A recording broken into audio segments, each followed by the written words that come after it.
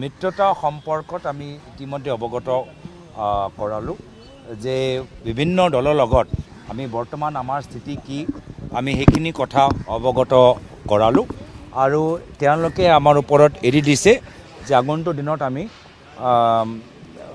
গোটেইখিনি কথাবোৰ বিভিন্ন দলৰ লগত অন্তিম আমি কথা কেনেদৰে লৈ যাব লাগে তাৰ বাবে আমাৰ ওপৰত এৰি দিছে আৰু প্ৰয়োজন পৰিলে আমাক কেন্দ্ৰীয় নেতৃত্বক আমাক কিছুমান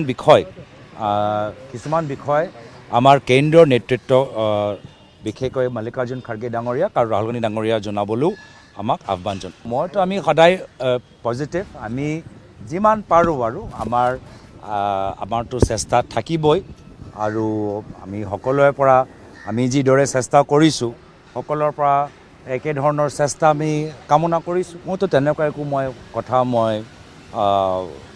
আমিতো আমাৰ মাজত তেনেকুৱা একো কথা আমি আলোচনা কৰা নাই।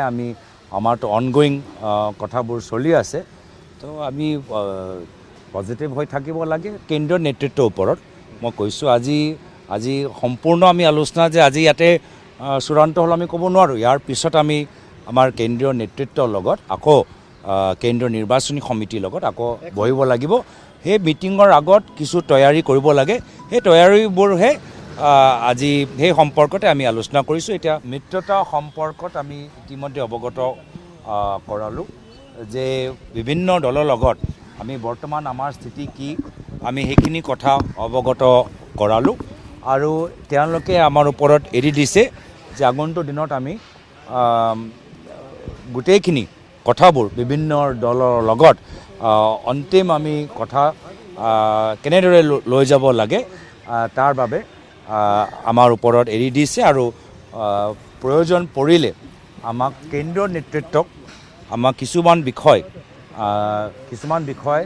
আমাৰ কেন্দ্ৰীয় নেতৃত্ব বিশেষকৈ মল্লিকাৰ্জুন খাৰ্গে ডাঙৰীয়াক আৰু ৰাহুল গান্ধী ডাঙৰীয়া জনাবলৈও আমাক আহ্বান জনায়। মইতো আমি সদায় পজিটিভ, আমি যিমান পাৰোঁ আৰু আমাৰতো চেষ্টা থাকিবই আৰু আমি সকলোৰে পৰা আমি যিদৰে চেষ্টা কৰিছোঁ সকলোৰে পৰা একেধৰণৰ চেষ্টা আমি কামনা কৰিছোঁ। মইতো তেনেকুৱা একো